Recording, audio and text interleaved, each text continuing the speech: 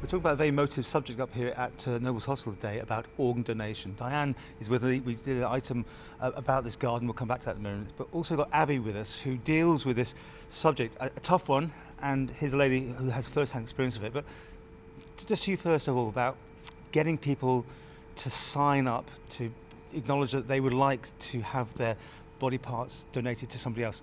Tell us about it and how difficult it is.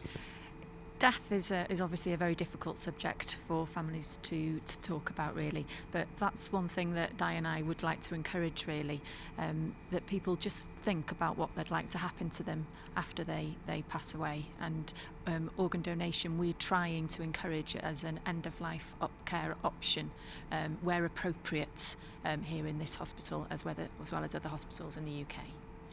We talked how long ago when you lost your son, and it was a very emotional interview. I know you found it difficult to do, but you get something out of this, don't you?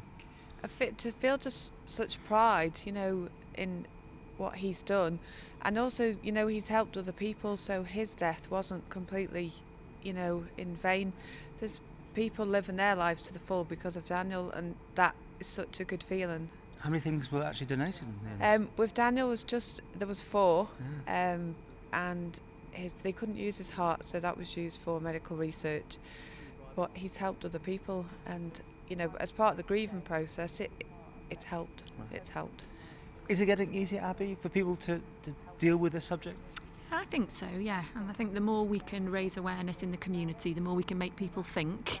And, people like Di have been amazing, really, at promoting how it's helped her as well as how it helps other people. So, yeah, I think we just have to, as a community, pull together, really. And obviously the garden that we're creating will honour people who have helped others after their death. That's a nice touch, isn't it, which we've dealt with in the other interview. People are opting in more now, aren't they? Is that still the case on your driving licences and that sort of thing? Is that been a positive step? Yeah, definitely. And, even if somebody isn't on the register, it doesn't mean that they haven't discussed their wishes in life. So we will always offer the option of donation where appropriate to families. But it's a thing that should be discussed with other people in the family before death, so there's no sort of grey areas. Yeah, that's what we feel, don't we, Di? Yes. It is helpful if you know what somebody wanted, really.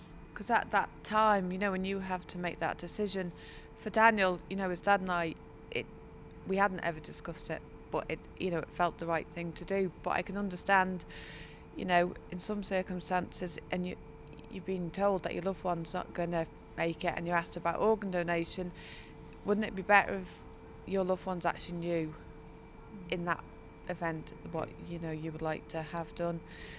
The other thing is, over here, although you sign up on your Manx driving licence, it doesn't put you on the register, on the national register. A lot of people think that by signing their driving licence over here puts them on the national register, but it doesn't. So if you do it on your licence, you also need to discuss it with your loved ones so they know. Because unless you've got your driving licence with you, then no one, they're not going to know. We are looking at that, and there's been meetings to try and bring the Isle of Man driving licence in line with the UK, but at the moment it isn't. Okay. Well, we'll follow the subject and we'll come back. I think you've got cranes arriving in August, haven't you? Yeah. In this garden, which we've dealt with. But you still need more money. I know that, don't you? Still need more money, yes. And the other thing we're asking is for donor families to get in touch with us.